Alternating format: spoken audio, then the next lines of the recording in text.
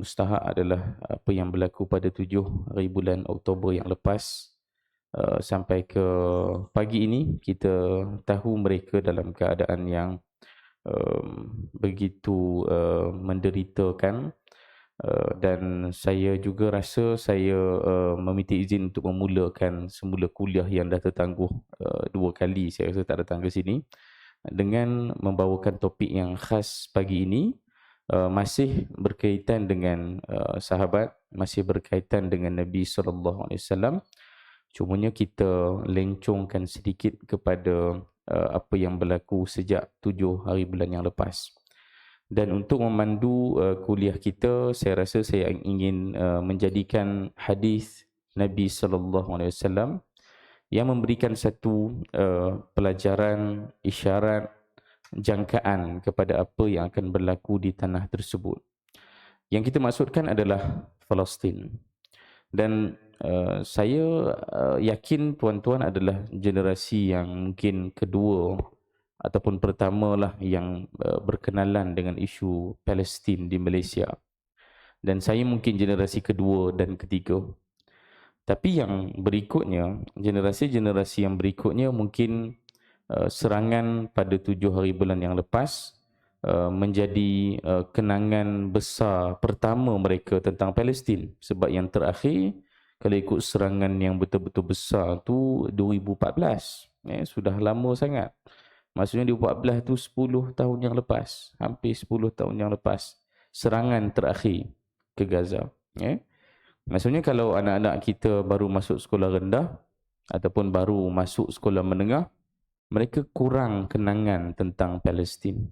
Dan sebab itu, apa yang berlaku pada 7 hari bulan yang lepas, kalau kita ikuti, permulaan dia tu permulaan yang, apa ya bahasa mudahnya, permulaan yang mungkin bagi mereka yang tidak begitu terdedah dengan isu Palestin, mungkin bagi generasi baru, nampak permulaan tu agak tempang sikit.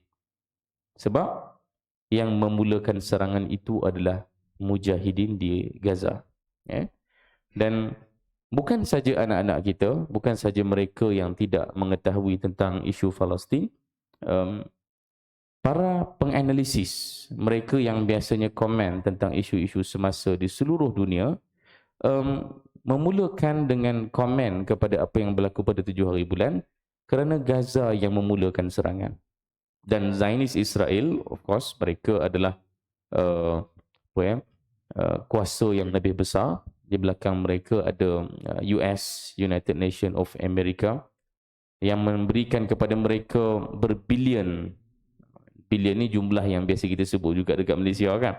Tapi untuk Amerika dengan Zionis Israel ini, itu adalah peruntukan tahunan mereka.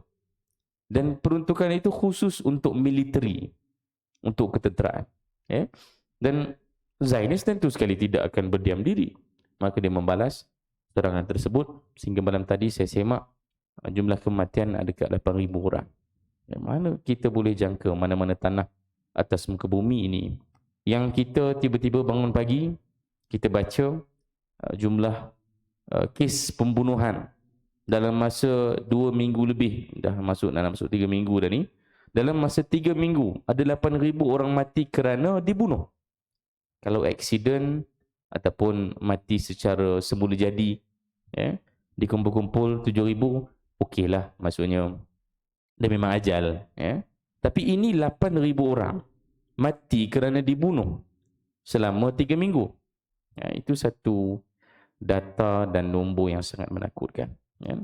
Dan sebagai seorang Muslim, kita ada tanggungjawab akidah dan tanggungjawab kemanusiaan kepada saudara kita di Palestin, untuk kita kenang mereka bahkan dalam kuliah-kuliah kita. Sebab tu saya rasa semua surau dan masjid saya tukar habis. Bukan tukar dia punya topik dia lah, dia punya topik utama tu. Tapi topik utama tu kita jalinkan dengan kisah yang berlaku di Palestin, supaya dalam musim-musim Palestin sedang menderita ni, kita berikan perhatian sekejap, tumpukan sekejap kepada apa yang berlaku di sana. Dan saya merujuk kepada sebuah hadis yang diriwayatkan oleh At-Tabarani, riwayat At-Tabarani, hadis yang akan membuatkan kita memahami secara laju-laju apa yang berlaku di tanah tersebut. Dan supaya kita tidak memberikan komen-komen yang yang mengarut-ngarut tentang Palestin. Tak tahu kalau tuan-tuan mungkin tengok di media sosial, agak menyedihkan, macam saya sebut tadi, kerana Gaza mulakan serangan dulu. Walaupun mungkin generasi tuan-tuan, generasi saya agak memahami sebenarnya apa yang berlaku di sebalik itu, tapi generasi baru akan mempersoalkan ataupun akan buat satu kenyataan ringkas. Mudah-mudah mereka akan cakap bahawa Palestin dengan Israel ni sama jahat lah. Sebab Palestin serang juga, maka Zionis Israel serang balik. Maka sama je jahat dua-dua. Pandai-pandailah kamu bergaduh dekat medan perang. Mereka sangka yang Palestin dan Israel ini berada di padang yang sama rata. Kalau ada satu padang bola sepak, untuk kita gambarkan Zionis Israel itu apa, Palestin itu apa, kalau dalam padang bola sepak ni dia ada bahagi tiga half, tiga dipanggil apa, dia ada quarter dia, 1/4, 2/4, 3/4, 4/4, ada 4 bahagian. Yang saki-baki 20% itu adalah Gaza. Kemudian ada 70% adalah Zionis Israel dan 10% lagi adalah West Bank ataupun tebing barat. Tebing barat tu kalau senang cerita, saya harap kalau boleh kita buat satu pembentangan khas sejarah kewujudan Palestin dan Zionis Israel ni, kita akan tengok West Bank ataupun tebing barat ni macam dah tak ada dah sebenarnya. Gaza itulah tempat yang satu-satunya kita boleh namakan negara Palestin yang berdaulat. Tebing barat tu kalau tuan-tuan tengok, dahlah petanya memang tumpuk-tumpuk je. Tumpuk.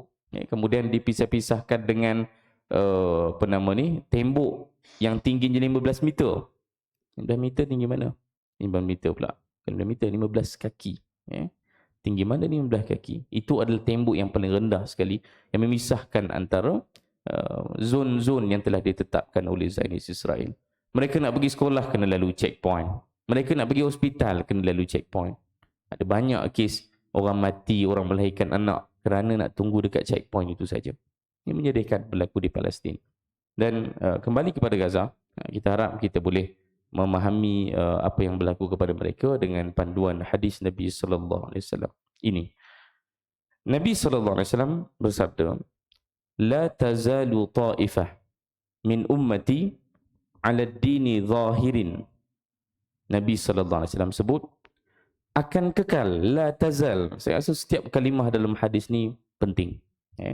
Hadis Nabi sallallahu alaihi wasallam ni dihimpunan kata-kata Nabi sallallahu alaihi wasallam yang sempurna.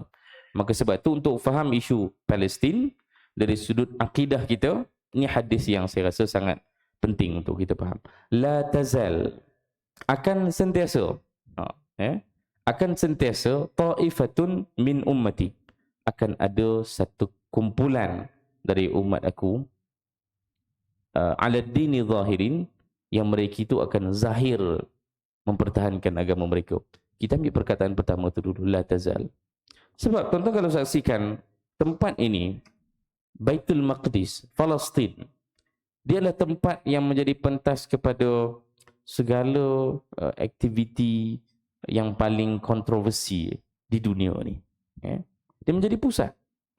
Dan kalau kita tarik ke belakang sejarah Palestin untuk faham macam mana tiba-tiba ada Israel dekat situ, satu-satunya wilayah atas muka bumi ni yang masih lagi tak confirm mana satu negara yang duduk kat situ sebenarnya, Israel ke Palestin. Satu-satunya negara yang tak confirm lagi ini milik siapa adalah Palestin. Sejak Perang Dunia Pertama. Perang Dunia Pertama bila? 1914. 1918. Dalam masa lebih kurang 4 tahun Perang Dunia Pertama melibatkan 70 juta manusia, yang terkorban lebih kurang 10 juta manusia ketika itu.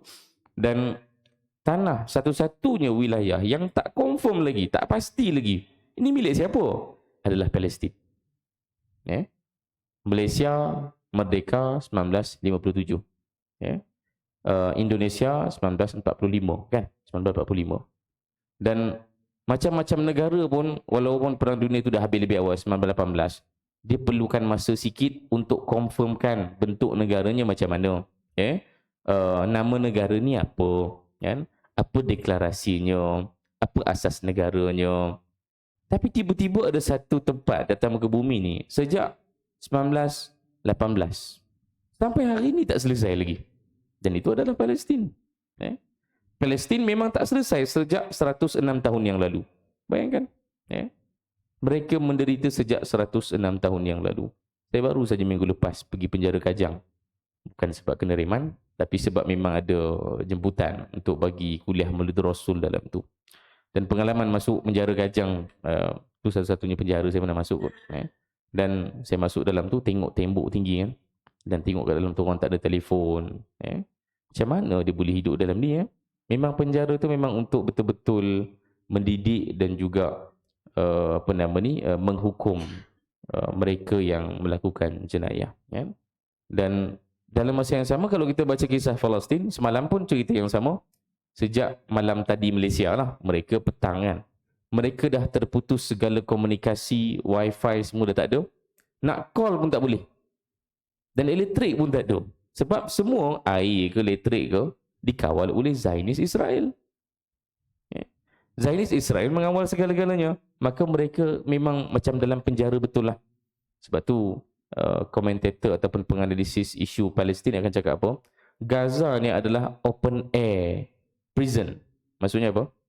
Penjara paling besar di dunia dan ia adalah open air. Dia dikawal di belah laut. Belah laut tu boleh memancing sekitar 10 batu nautika saja, tak silap saya. Kemudian dekat belah pintu masuk ke Mesir pun dikawal oleh Zionis Israel. Dah di belah utara, di belah timur pun dikawal oleh Zionis Israel. Ini adalah penjara paling besar atas muka bumi. Negeri yang paling lagi kecil daripada Perlis, tapi jumlah penduduknya berkali-kali ganda lebih ramai daripada orang Perlis. Selalu orang bawa lawak kan.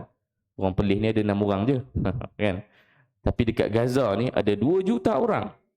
Di satu wilayah, satu tempat yang separuh saiz daripada negeri Perlis.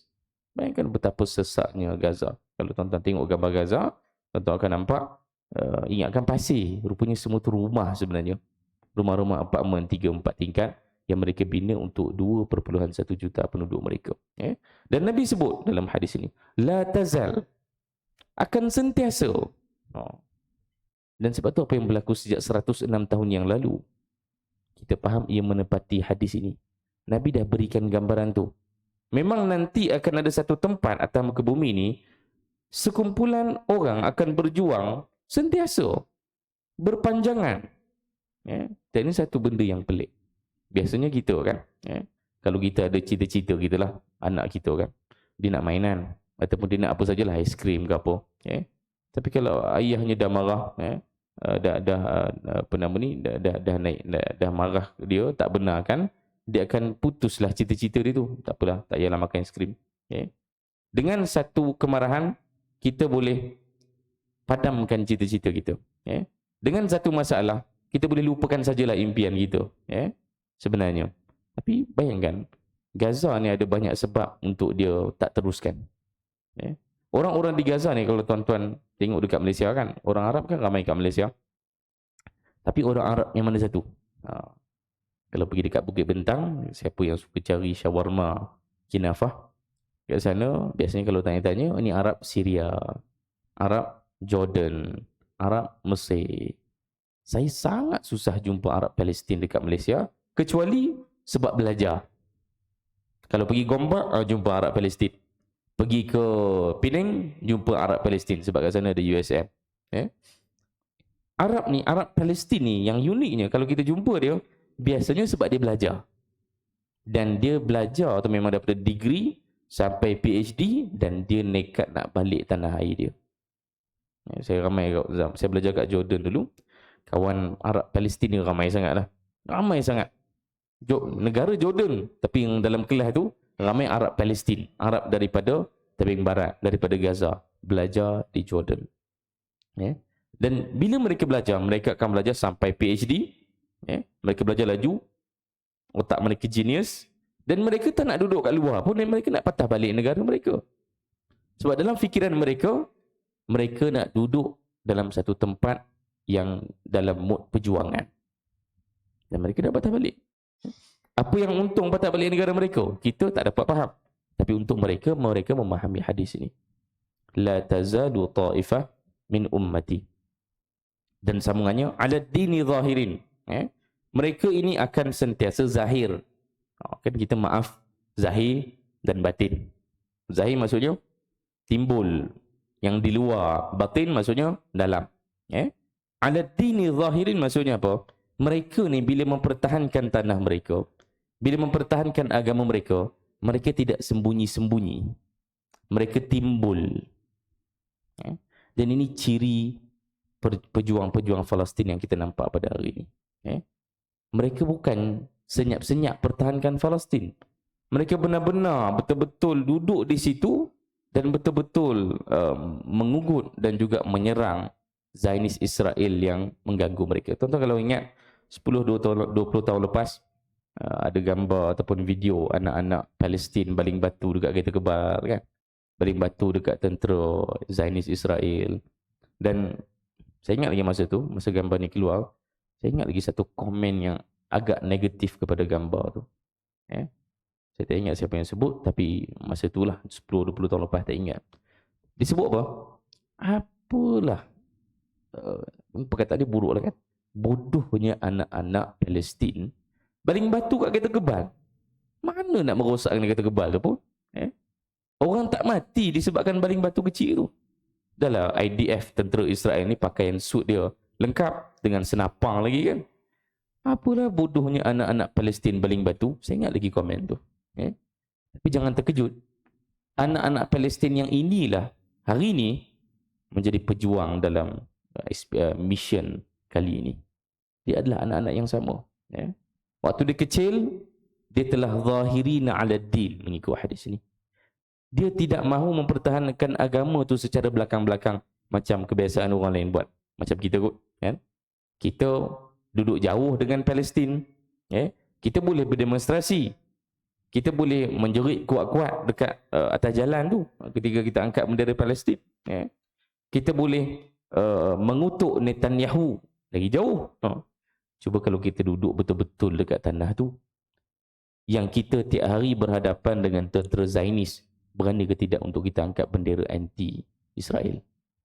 Berani ke tidak kita untuk laungkan hancur-hancur Zionis ketika tentera mereka sedang mengacukan senjata ke kepala kita? Dan ini telah dilakukan oleh anak-anak Palestin hari ini. Sebab tu hadis Nabi SAW memberikan gambaran itu. Mereka memang ada ciri-ciri ni. Sentiasa nak pamerkan bahawa diri mereka adalah pejuang agama. Li'aduwihim qahirin. Musuh mereka ini adalah musuh yang sangat kuat. Zionis Israel ni bukan saja dari sudut peruntukan daripada US tu besar, bilion. Tahu macam mana orang Gaza buat roket?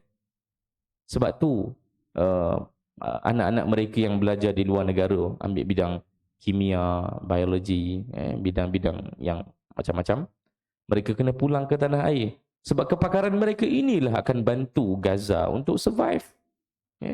Dan roket-roket Al-Qassam tu, kalau menurut apa yang diceritakan oleh Hamas sendiri, adalah ciptaan lokal. Main kan? Tak gunakan kepakaran dan produk mana-mana syarikat yang buat senjata, mereka buat senjata sendiri. Roket yang ditakuti oleh Zionis Israel itu adalah ciptaan anak-anak Gaza. Dan roket itu, kalau dalam 7 hari bulan punya serangan, Mujahidin Al-Qassam punya serangan kepada Israel, 5,000 roket dilancarkan dalam masa 20 minit. Mana datang teknologi ni?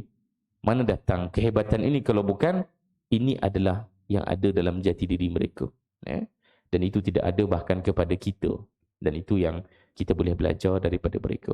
Ni aduwihim qahirin. Ya, Qassam, itulah kemampuan mereka ada. Dan Zionis Israel, of course, mereka ada senjata lebih canggih. Mereka ada peruntukan lebih besar. Mereka ada sokongan yang lebih besar. Tengok di UN, United Nations. Dah macam-macam negara bawa proposal untuk genjatan senjata. Semalam baru ni, Qatar punya wakil di UN. Saya sudah berapa kali dah dia propose untuk ceasefire, genjatan senjata. Selagi US dan mereka yang ada kuasa veto, kuasa-kuasa besar, Big Seven di UN ini tak berikan cop mereka, ya lulus ceasefire, gencatan senjata, maka tidak akan berlaku gencatan senjata sampai hari ini. Ini dah 2 minggu lebih ni. Dah 8,000 orang mati. Masih lagi belum sudi untuk melakukan gencatan senjata. Sebab tu musuh mereka ini qahirin. Musuh kepada Gaza ni luar biasa besar mereka. Dan tengok sambungan hadis ini, la yadurruhum man khalafahum illa. Tidak akan memberikan kepada mereka mudarat kalau ada orang tinggalkan mereka. Menjadi seorang rakyat Gaza adalah sangat menyedihkan. Saya rasa dalam hidup kita ni, antara waktu-waktu yang paling payah untuk kita lalui adalah waktu yang orang lain tinggalkan kita. Orang lain tidak kisah tentang kita. Manusia memang takut kalau dirinya berseorangan. Dan untuk Gaza, dahlah diserang dari segala sudut dan ditinggalkan bersendirian. Tidak ada kuasa politik yang mampu nak membela mereka. Kita bukan kuasa politik lah, kita mampu kan. Kita mampu kuasa menekan dunia, menekan kuasa besar dunia. Tapi Malaysia tak mampu untuk tekan politik dunia untuk memastikan Gaza tu bebas, untuk memastikan Gaza tu selamat. Kita tidak ada kuasa tu. Hanya negara-negara besar macam Russia ke China ke France ke Italy ke UK ke, itu kuasa besar dunia. Dan kita tak mampu. Maka mereka ini keseorangan, walaupun demonstrasi seluruh dunia menyokong Gaza, tapi mereka masih keseorangan. Bantuan nak masuk kepada mereka pun payah nak lepas dekat pintu Rafah Mesir itu, untuk menunjukkan mereka ni memang keseorangan. Dan ada orang di luar daripada Gaza yang telah meninggalkan mereka walaupun nama mereka Muslim. Mereka tidak menganggap Gaza sebagai satu kelompok masyarakat yang mereka nak bela. Maka mereka telah meninggalkan Gaza. Tapi Nabi SAW menggunakan kalimah yang penting di sini. Illa. Maksudnya apa? Kamu tinggalkan mereka, tapi sebenarnya yang ditinggalkan, yang menerima mudarat adalah kamu yang meninggalkan. Bukan mereka yang ditinggalkan. Selalu kita sangka macam kisah dalam sirah. Bila ada 3 orang sahabat tak menyertai perang Tabuk. Perang Tabuk adalah perang yang ada kaitan dengan pembebasan Baitul Maqdis. Baitul Maqdis dibuka zaman Umar Al-Khattab. Tapi ini, perang Tabuk adalah satu projek Nabi SAW untuk mempersiapkan laluan ke Baitul Maqdis. Bila Nabi pergi ke perang Tabuk, Nabi arahkan semua sahabat untuk pergi. Ada 3 orang sahabat yang tertinggal. Dan Al-Quran daripada surah Taubah memberikan ceritanya kepada kita. وَعَلَى ثَلَاثَةِ الَّذِينَ خُلِّفُوا وَعَلَى ثَلَاثَةِ الَّذِينَ خُلِّفُوا kepada 3 orang yang khulifu. Dalam bahasa Arab dia ada 2 jenis dua jenis fa'il secara mudah kalau kita nak fokus kepada topik kita ni. Ayat itu menggunakan khulifu, bukan khalafu. Dan maksud khalafu berbeza dengan khulifu. Apa beza khalafu dengan khulifu? Khalafu maksudnya mereka tinggalkan medan perang Tabuk. Tapi khulifu maksudnya mereka ditinggalkan oleh Nabi dan para sahabat lain daripada dia menyertai perang Tabuk. Maka kita bila kita meninggalkan Gaza, kita lupakan mereka. Kita sangka kita yang lupakan mereka. Dan mereka yang mendapat mudarat. Tapi dalam hadis ini, Nabi memberikan isyarat yang menerima mudarat kalau melupakan mereka itu bukan mereka. Walaupun nampak yang mati itu mereka, tapi sebenarnya mudarat sebenarnya akan diterima adalah orang-orang yang telah melupakan mereka. Ma asabahum min la'wa. Mereka tidak akan mendapat kesakitan daripada penderitaan yang mereka alami. Apa maksud dia? Sebab pelik.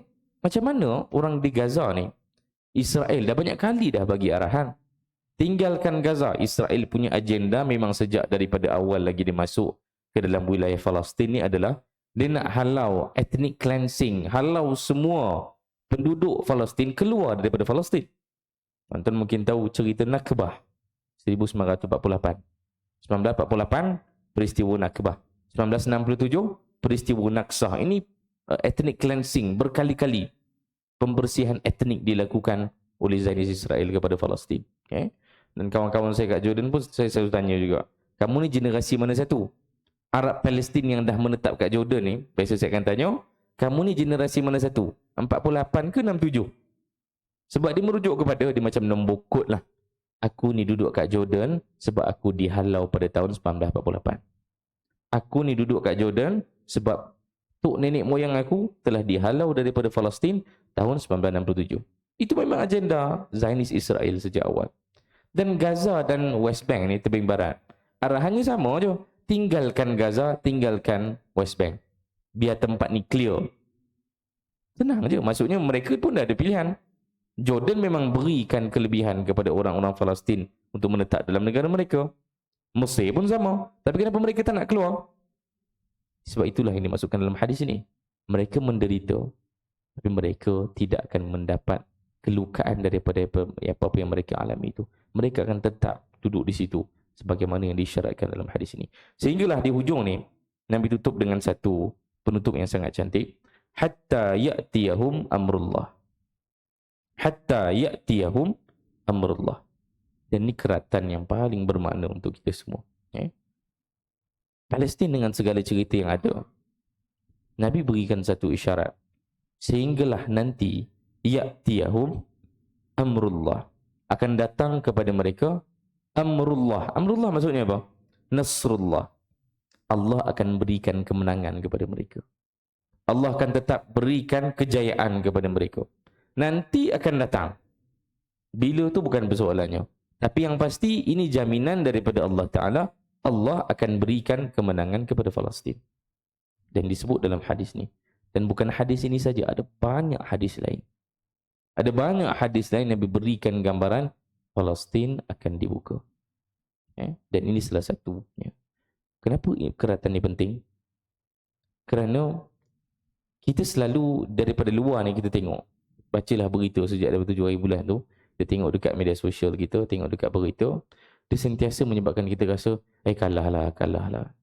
Tak ada orang yang bila baca berita tu, boleh menang ni. Tak ada. Sebab logiknya mustahil menang. Secara logik, mustahil Palestin boleh menang. Sebab Israel ada macam-macam sebab untuk dia menang. Paling-paling kita boleh target pun ada genjatan senjata. Itu saja kita boleh yakin. Kita boleh yakin boleh berlaku.